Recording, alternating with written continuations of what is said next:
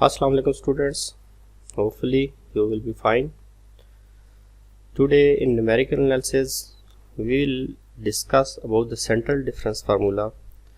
In central difference basically we will compare three formulas: Stilling's formulas, Bessel's formula and the Laplace-Average formula. So in this lecture we will take an example and then we will apply these all formulas over that example, and then at the end we will check that which one is better. Obviously every formula has its own conditions with respect to their data, with respect to the selection of the central line. So we will discuss all these in this lecture. So first of all we will revise our Stirling formulas. In Stirling formulas, first derivative can be written in this expression. जैसे कि आप previous lectures में इस formula को drive कर चुके हैं, इसके बारे में आपने एग्जांपल्स भी सॉल्व कर ली हैं. सो हम मज़ीद इसमें इसकी डेरिवेशन वगैरह और उसको डिस्कस नहीं करेंगे. जस्ट हमने इस फार्मूले को टेकअप कर लिया वहाँ से और जस्ट हम इसको यूटिलाइज़ कर लेंगे अपनी एक एग्जांपल के ऊपर, और हम चेक कर लेंगे कि किस तरह हम इस फार्मूले को किसी एग्जांपल के ऊपर अप्लाई कर सकते हैं और फिर किस तरह सिलेक्शन कर सकते हैं कि हमारे पास ये जो अप्रोप्रिएट वैल्यूज़ हैं पी की ये हमें मिल जाए. वैसे स्टिरलिंग फार्मूला जो है वो p greater than equal to -1/2 less than equal to 1/2 के लिए अप्लाई कर सकते हैं, but it is more accurate for the range of -1/4 and 1/4. So it's good if you have a range of the p in this interval. और अगर आपके पास इस interval में भी है तो obviously आपको रिजल्ट्स मिलेंगे, लेकिन बेटर कन्वर्जेंस आपको इस रेंज में इस फार्मूले से मिलेगी. तो हम इंशाल्लाह इसको चेक करेंगे कि किस तरह हम अपनी x0 को सिलेक्ट करते हैं और हम उसमें से कैसे अपना p कैलकुलेट कर लें कि वो इस रेंज के अंदर लाई करें. ठीक है. सो सेकंड फार्मूला जो है हमारे पास वो है बेसल्स फार्मूला. बेसल्स फार्मूला के अंदर हमने ऑलरेडी इसकी भी डेरिवेशन की हुई है लास्ट लेक्चर्स में, और इसको इम्प्लीमेंट भी किया हुआ है कि किस तरह हम इसको इम्प्लीमेंट करके डिफरेंट प्रॉब्लम्स के ऊपर इसको सॉल्यूशंस गेन कर सकते हैं, डेरिवेटिव्स का डिफरेंट पॉइंट्स के ऊपर. सो इसमें भी हमारे पास हम यही फार्मूला इसमें यूटिलाइज करेंगे, और हम इसमें जो बेसल्स फार्मूला में जो p की रेंज है वो p की range p greater than equal to 1/4 and less than equal to 3/4 है. तो इस p की रेंज के लिए हम चेक करेंगे कि किस तरह हम ये x0 जो है वो सिलेक्ट करें. x0 मींस के हम जो इसमें जो सेंट्रल लाइन सिलेक्ट करते हैं वो सेंट्रल लाइन कैसे सिलेक्ट की जाए कि हमारे पास जिस पॉइंट के ऊपर हमने एस्टिमेट करना है फंक्शन की वैल्यू को, सपोज x0 के ऊपर हमने इस वैल्यू को सपोज x ये जो गिवन x है जिसके ऊपर हमने फंक्शन के डेरिवेटिव को एस्टिमेट करना है, तो उसके मुताबिक x0 क्या सिलेक्ट किया जाए कि जो p की रेंज है वो इस इंटरवल के अंदर लाई करे. तो ये भी हम इसमें नेक्स्ट डिस्कस कर लेंगे. जो नेक्स्ट फार्मूला है हमारे पास वो है Laplace average formula for the first derivative. तो ये आपके पास सिमिलरली इस फार्मूला को भी आपने प्रीवियस लेक्चर में स्टडी किया है, इसकी डेरिवेशन चेक की है कि किस तरह इसको आप ड्राइव कर सकते हैं. तो हमने ये फार्मूला भी एज इट इज़ इसको लिख लिया है, जस्ट इसको हम यहाँ पे अपनी एग्जांपल के ऊपर यूटिलाइज करेंगे. सो इस फार्मूले में भी आपके पास जस्ट डिफरेंस ये है कि यहाँ पे ये फर्दर आगे मैं एग्जांपल के अंदर एक्सप्लेन भी कर दूंगा कि ये जो डिफरेंसेस हैं इन फार्मूलाज में आप कैसे डिफरेंस टेबल से ले सकते हैं. और ये हमारे पास p है जो कि same x - x0 divided by h है, और इस फार्मूले में लेप्लास एवरेज फार्मूले में जो normally it can be applicable for P greater than equal to 0 and less than 1, इस रेंज के अंदर आप यूटिलाइज कर सकते हैं। But again for the more accurate results for the Laplace Everett's formula it's good to use for the p less than equal to 3/4। तो again हमारे पास यहाँ पे भी ये p जो है इसको कलेक्ट करने के लिए, इसको गेन करने के लिए हमारे पास डिपेंड करता है सिलेक्शन पे कि आपके पास x क्या है जिसके ऊपर आपने अपने डेरिवेटिव को एस्टिमेट करना है, उसको अप्रॉक्सीमेट करना है, और देन आप x0 क्या सिलेक्ट करें, मीन के स्ट्रिंग जो सेंट्रल लाइन है वो क्या सिलेक्ट की जाए कि आपके पास ये जो p है वो इस कंडीशन को फुलफिल करे। तो ये हमारे पास जो थे बेसिकली 3 फार्मूलाज थे, स्टिरलिंग्स फार्मूलाज, बेसल्स फार्मूलाज और लैप्लास एवरेट्स फार्मूला। सो अब हम इनको एक एग्जांपल कंसीडर करते हैं और सारे 1 बाय 1 ये सारे जो फार्मूलाज हैं हम इनको उस पर इम्प्लीमेंट करते हैं। तो सबसे पहले एग्जांपल है हमारे पास, एक फंक्शन है, ये एक एग्जैक्ट फंक्शन है। इस फंक्शन से हमने कुछ डाटा कलेक्ट कर लिया है, उससे हमें ये फ़ायदा होगा कि हमें इस फंक्शन की एग्जैक्ट डेरिवेशन भी पता चल जाएगी, एग्जैक्ट सोल्यूशन भी पता चल जाएगा इस पॉइंट पे, और जो डाटा गेन किया है उस डाटा के ऊपर हम ये सारे जो स्टिरलिंग्स फार्मूला है, बेसल्स फार्मूला है या लैप्लास एवरेट्स फार्मूला है, ये यूटिलाइज करके हम न्यूमेरिकली उस डेरिवेटिव की वैल्यू को भी अप्रॉक्सीमेट कर लेंगे और एट दी एंड हम कंपेयर कर लेंगे कि ये जो न्यूमेरिकली वैल्यू हमने जो गेन की हैं ये एग्जैक्ट वैल्यू से कितनी मैच करती हैं और कौन सी जो फार्मूले से जो वैल्यूज़ है वो ज़्यादा मैच करती है। तो बेसिकली ये हमारा मकसद था, इसलिए हमने ये जो फंक्शन कंसीडर किया है ये इस तरह एग्जैक्ट फॉर्म में कंसीडर किया है और इस फंक्शन को यूटिलाइज करके हम एक डाटा टेबल कंस्ट्रक्ट कर लेंगे और हमने जो वैल्यू अप्रॉक्सीमेट करनी है डेरिवेटिव की वो 0.55 के ऊपर हमने अप्रॉक्सीमेशन करनी है डेरिवेटिव की। सो चेक करते हैं हमारे पास डाटा जो है, तो ये हमारे पास ये डाटा है, इसमें x की वैल्यू जो हमने ली है वो 0.2, 0.4, 0.6, 0.8 और 1 तक, एंड सिमिलरली 0 के ऊपर y की वैल्यू यहाँ से सब्स्टिट्यूट करके फाइंड कर ली, सिमिलरली 0.2 पे वैल्यू फाइंड कर ली और ये सारा जो डाटा टेबल है ये हमने इस फंक्शन से कंस्ट्रक्ट कर लिया। अब हमने नेक्स्ट करना ये क्या है कि इस जो ये जो टेबल हमने कंस्ट्रक्ट किया है इस टेबल को हमने यूटिलाइज करना है इन 3 जो सेंट्रल डिफरेंस स्कीम्स हैं। सेंट्रल डिफरेंस स्कीम्स हमने ऑलरेडी गासेस फॉरवर्ड और गासेस बैकवर्ड जो इंटरपोलेशन स्कीम्स पढ़ी थी, उनसे ये जो तीनों स्कीम्स हैं ये बेटर हैं, इनकी कन्वर्जेंस रेट अच्छा है, ये इनका जो आपके पास कह सकते हैं कि जो अप्रॉक्सीमेशन है वो as compare to the both those schemes वो ज़्यादा बेहतर है। बट इन तीनों स्कीम्स का भी आज हम कंपैरिजन कर लेते हैं कि इन तीनों स्कीम्स में से भी कौन सी बेहतर है। और एक और बात यहाँ पे मैं मेंशन करता चलूँ कि ये जो तीनों स्कीम्स हैं ये आल्सो डिपेंड करती हैं कि आपकी जो डाटा है either it is a even और ऑड। जैसा कि हमने पिछले प्रॉब्लम में देखा था कि हमने एक कंपैरिजन किया था बेसल्स फार्मूला का स्टिरलिंग्स फार्मूला के साथ, उसमें ऑड डाटा हमने कंसीडर किया था और सेंट्रल लाइन हमने सेंटर पॉइंट पे कंसीडर कर ली थी, तो उसमें स्टिरलिंग्स फार्मूलाज के रिजल्ट्स बेटर आए थे as compare to the Bessel's formula.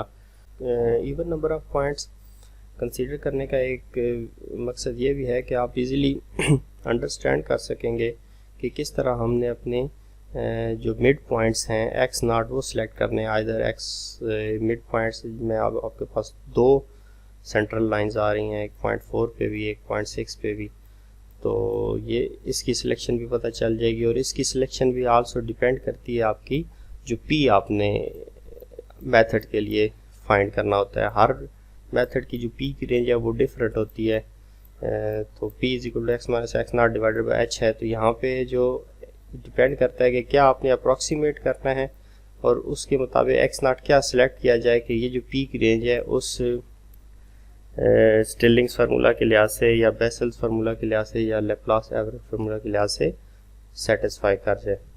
तो ये चीज़ हम डिस्कस कर लेंगे। तो सबसे पहले हम क्या करते हैं कि स्टिलिंग्स फार्मूला अप्लाई करते हैं इस डाटा के ऊपर, और उसके लिए हम चेक कर लेते हैं कि हमने क्या क्या सिलेक्शन करनी है। Solution with the help of Stirling's formula.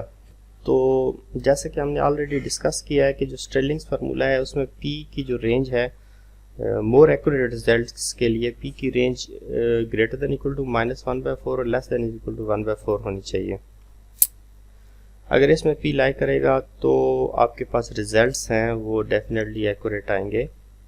तो उसके लिए फिर हमने जो वैल्यू अप्रॉक्सीमेट करनी थी, जो हमारे पास x था वो 0.55 था, तो हमने इसके लिए फिर x0 एक सिलेक्ट करना था। तो इसमें x0 फिर हमने 6 सिलेक्ट कर लिया, that is 0.6 sorry, x0 0.6 select कर लिया और ये हमने सब्स्टिट्यूट कर दिया फार्मूले में। तो हमारे पास जो p की वैल्यू आ गई वो -0.25, दैट इज़ इक्वल टू -1/4। तो ये फुलफिल कर रही है कंडीशन इस p के लिए। इस x0 की सिलेक्शन के ऊपर ये जो p है ये हमें मिला है, जो कि स्टिलिंग्स फार्मूला की कंडीशन को सेटिस्फाई कर रहा है। तो इसमें हमने जो 0.6 वाली लाइन है वो हमने कंसीडर कर ली एज अ सेंट्रल लाइन। तो उसके ऊपर जो वैल्यूज़ हैं वो x माइनस सबस्क्रिप्ट में -1, -2, -3 एंड नेक्स्ट जो वैल्यूज़ हैं वो x1, x2 कंसीडर कर ली। सिमिलरली ये जो वैल्यूज़ हैं ये y0 है, ये y सब -1 है, y सब -2 है, ये y सब -3 है, और इसी तरह ये y1, y2 and up to so. So जो आगे डिफरेंसेस हमने कैलकुलेट कर लिए हैं, ये हमारे पास डेल्टा y फर्स्ट डिफरेंस है, delta square y second difference है, delta cube y third difference है, delta 4y fourth difference and fifth difference. तो जैसे कि आपको पता है कि जो फर्स्ट डिफरेंस है वो next value minus previous value हमने की, तो ये मेरे पास फर्स्ट डिफरेंस आ गया है। इस तरह इन दोनों का डिफरेंस फाइंड कर लिया, सिमिलरली इन दोनों का डिफरेंस। तो इस तरह हमने एक डिफरेंस टेबल जो है वो कंस्ट्रक्ट कर लिया है। सिमिलरली जब नेक्स्ट स्टेज पे आए तो हमने जो फर्स्ट डिफरेंस का डिफरेंस लिया तो हमारे पास सेकंड डिफरेंस आ गया। इसी तरह फिर हमारे पास थर्ड डिफरेंस के लिए सेकंड डिफरेंसेस का डिफरेंस हमने कैलकुलेट कर लिया। तो ये हमारे पास सारा एक टेबल हमने कंस्ट्रक्ट कर लिया। तो अब हमारे पास इसमें ये जो वैल्यूज़ हैं ये जो मैंने हाईलाइट की हुई है, ये वो वैल्यूज़ हैं जो हम अपने फार्मूलाज में यूटिलाइज़ करेंगे, जो हमारी फार्मूला स्टिलिंग फार्मूला के अंदर यूज़ हो रही हैं। ये जो वैल्यू है आपके पास जी डेल्टा y सबस्क्रिप्ट -1 की वैल्यू है, और ये डेल्टा y0 की वैल्यू है। सिमिलरली ये जो वैल्यू है ये डेल्टा स्क्वायर y सबस्क्रिप्ट -1 की वैल्यू है। ये आपके पास delta q y subscript -2, this is the delta q y subscript -1, and similarly this is the value of delta raised to power 4 y subscript -2, and this is the value of delta raised to power 5 y subscript -3। और यहाँ पे हमारे पास जो एक value है वो missing है, जो कि टेबल के मुताबिक कैलकुलेट नहीं हुई। तो स्टिलिंग्स फार्मूला में यहाँ पे हम फिर वो इसकी जगह 0 यूटिलाइज कर लेंगे। अगर यहाँ पे हमारे पास आड नंबर ऑफ इंटरवल्स मींस के पॉइंट्स होते और हमारे पास सेंट्रल लाइन जो है, हम सेंट्रल वाली लाइन को कंसीडर करते, तो फिर हमारे पास स्टिलिंग्स फार्मूला में ये वाली कंडीशन अराइज नहीं होती। तो इवन नंबर ऑफ अगर पॉइंट्स आप कंसीडर करते हैं तो फिर जब आप इसका टेबल कंस्ट्रक्ट करते हैं तो फिर इस तरह की कंडीशन आपके पास स्टिलिंग्स फार्मूला के अंदर अराइज होती है कि कुछ जो डिफरेंस है जो फार्मूला के अंदर आप यूटिलाइज करना होता है। जैसे कि मैं आपको अगर बताऊं कि ये फार्मूला है तो इसमें ये वाला जो इस केस में ये वाला जो डिफरेंस आ रहा है, ये वाला हमारे पास अभी मिसिंग है। और इसकी मेन वजह क्या है कि हमारे पास जो नंबर ऑफ पॉइंट्स हमने कंसीडर किए हैं वो इवन है। लास्ट एग्जांपल में जो प्रीवियस लेक्चर में आपने देखा था कि हमने नंबर ऑफ पॉइंट जो है वो ऑड कंसीडर किए थे स्टिलिंग्स फार्मूला में, तो उसमें फिर हमारे पास जो सेट है ये कंप्लीट सेट हमें मिल गया था। तो ये डाटा के ऊपर भी डिपेंड करता है, और ओबियसली इसकी वजह से आपके पास जो एक्यूरेसी है रिजल्ट्स की, जब आपके पास इवन नंबर ऑफ पॉइंट्स होंगे तो वो स्टिलिंग्स फार्मूला की एक्यूरेसी लैग कर जाएगी, क्योंकि इसमें आपके पास जो वैल्यूज़ हैं वो मिसिंग आ रही हैं, मीन्स डिफरेंस टेबल में अराइज नहीं हो रही। और अगर यही आपने देखा है कि जब आपने कंपैरिजन किया था इसका बेसल्स फार्मूला के साथ स्ट्रिलिंग्स का और art number of points consider किए थे, तो उसमें हमारे पास वो जो वैल्यूज़ हैं वो कंप्लीट आ रही थी, उसमें मिसिंग्स वैल्यू स्ट्रिलिंग्स फार्मूलाज के अंदर नहीं थी, सारी यूटिलाइज हो रही थी, जबकि बेसल्स फार्मूला में मिसिंग्स आ रही थी। तो यहाँ पे आप देखेंगे कि नेक्स्ट जब हम बेसल्स फार्मूला के ऊपर अप्लाई करेंगे तो इवन नंबर ऑफ पॉइंट्स के मुताबिक बेसल्स फार्मूला इजीली इम्प्लीमेंट हो जाएगा, सारे पॉइंट्स उसमें यूटिलाइज हो जाएंगे।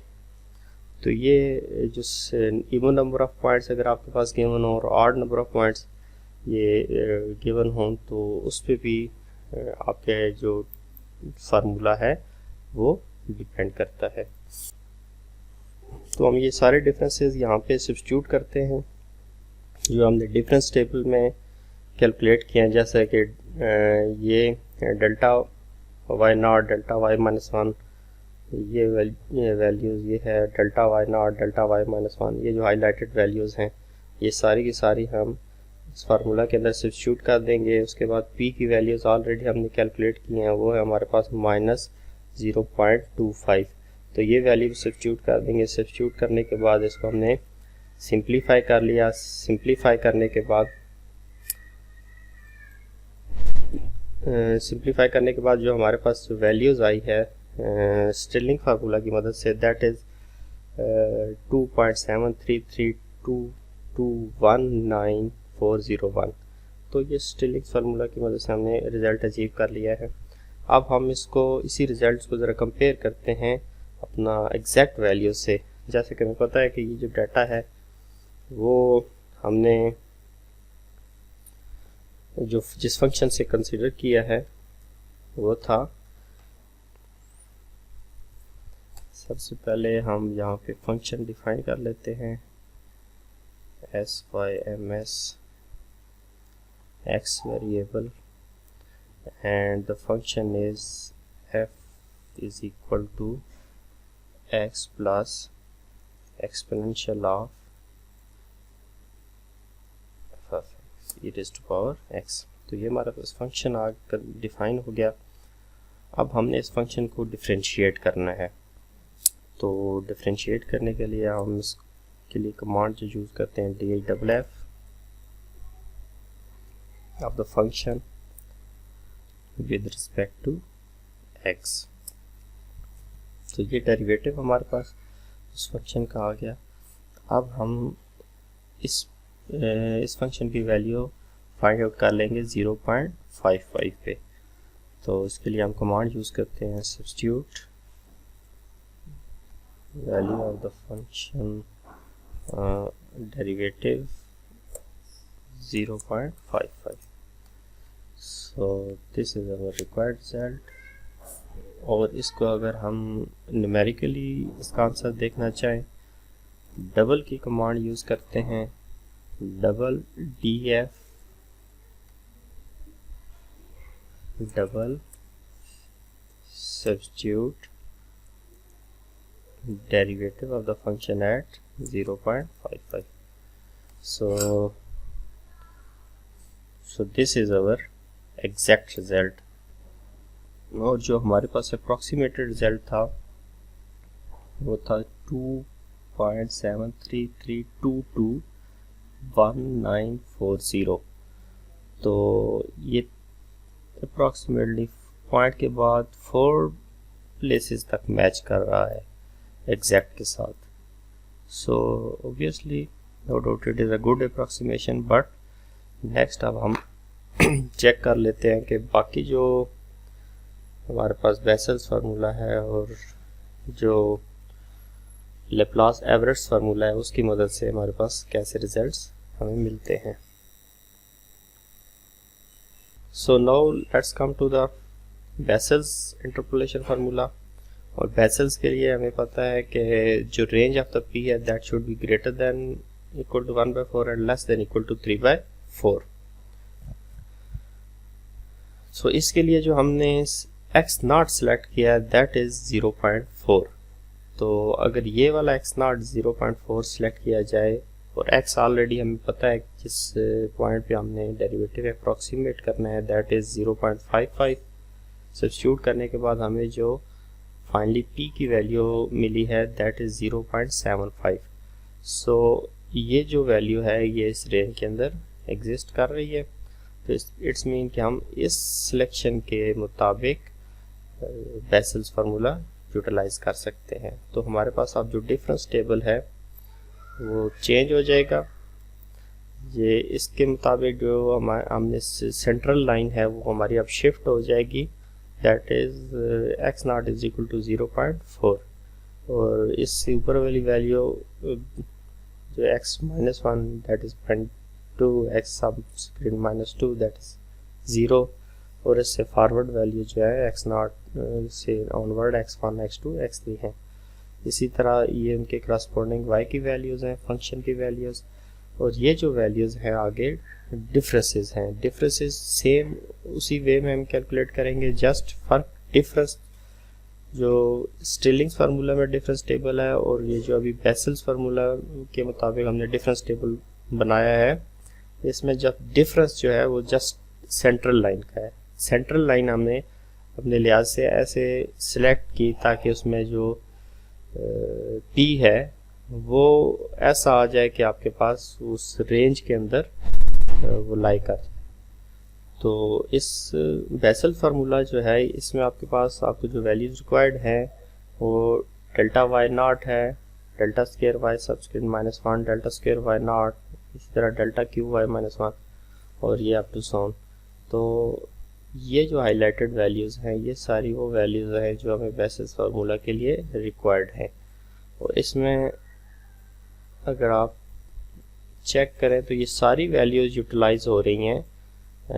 जैसे कि ये जो वैल्यूज़ है ये हमारे पास डेल्टा 5 एट सबस्क्रिप्ट -2 के ऊपर है, तो जो कि फार्मूले के अंदर ये वाली वैल्यूज़। तो हर टर्म के मुताबिक जो जो डिफरेंसेस इसमें अराइज हो रहे हैं वो सारे के सारे आपको यहाँ पे उस लिहाज से कलेक्टिवली मिल रहे हैं। तो ये जो इवन नंबर ऑफ पॉइंट्स है ये सिलेक्ट करने का हमें इसमें ये फ़ायदा हुआ है कि हमारे पास जो बेसल फार्मूला की जो एंट्रीज़ हैं, जो डिफरेंसेस की एंट्रीज़ हैं वो सारी की सारी हमें ईज़िली यहाँ पे मिल गई हैं। और वो सारे वैल्यूज़ यहाँ पे यूटिलाइज करने के बाद हमने इस फंक्शन इसको एक्सप्रेशन को सिंप्लीफाई किया है। सिंप्लीफाई करने के बाद हमारे पास जो वैल्यू इसके मुताबिक हमें मिली है दैट इज़ 2.733233 और जो हमारे पास जो एग्जैक्ट वैल्यू थी, तो जो एग्जैक्ट रिज़ल्ट है हमारे पास दैट इज 2.733253 और यहाँ पे हमारे पास जो बेसल्स की मदद से जो हमें मिला है दैट इज 2.733273 तो 33 तो 753। तो it is more accurate I think as compare to the Stirling's formula. इस केस में बेसल्स फार्मूला, हालांकि जो प्रीवियस केस जब हमने odd number of points consider किए थे तो उसमें स्टिलिंग्स की वैल्यूज़ बेटर आ रही थी, लेकिन इस केस में हमारे पास बेसल्स फार्मूला की वैल्यूज जो है ना वो बेटर आ रही हैं। तो चले अब हम डिस्कस कर लेते हैं कि लैप्लास एवरेज फार्मूला की मदद से हमारे पास क्या रिजल्ट्स आते हैं। और जो लैप्लास एवरेज फार्मूला है उसकी मदद जो लैप्लास एवरेज फार्मूला में हमारे पास जो p की रेंज है वो normally greater than 0 less than equal to 1 हो तो आप अप्लाई कर सकते हैं, एक्यूरेसी आपको मिल जाएगी। बट मोर एक्यूरेट रिजल्ट्स के लिए it is better that it should be less than 3/4। तो इसके लिए हमने फिर वही x नॉट सेलेक्ट किया है जो कि ऑलरेडी बेसल्स के लिए सिलेक्ट किया था और इसके लिए जो p हमें मिला है वो 0.75 मिला है जो कि इस कंडीशन को फुलफिल कर रहा है। और जो डिफरेंस टेबल इस केस में हमारे पास डेवलप होगा वो सेम बेसल्स फार्मूला की तरह ही डेवलप होगा, उसी तरह की एंट्रीज आ जाएंगी हमारे पास। ये कि x नॉट जो है ये सेंट्रल लाइन आ जाएगी और जो इसमें सिलेक्शन ऑफ द वैल्यूज़ है ये डिफरेंट है। इसमें जो आपके पास इवन डिफरेंसेस हैं, इवन डिफरेंसेस का मीन वैल्यू हम यहाँ पे कंसीडर कर रहे हैं। ये वैल्यू ऑफ द फंक्शन की मीन वैल्यू, फिर इवन डिफरेंसेस की मीन वैल्यू। तो ये वैल्यू जो है इसमें हम लेप्लास एवरेज फार्मूला में यूटिलाइज करते हैं।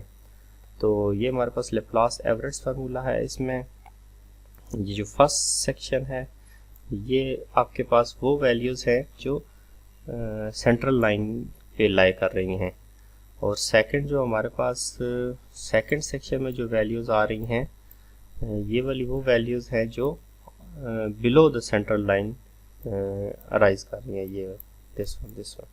और हमारे पास यहाँ पे p की वैल्यू 0.75 है, q जो है that is 1 minus p that is 1 minus 0.75 that is 0.25। और and after substituting these values and using the values of p and q and h, we will get the same answer here as we have achieved in Bessel's formula.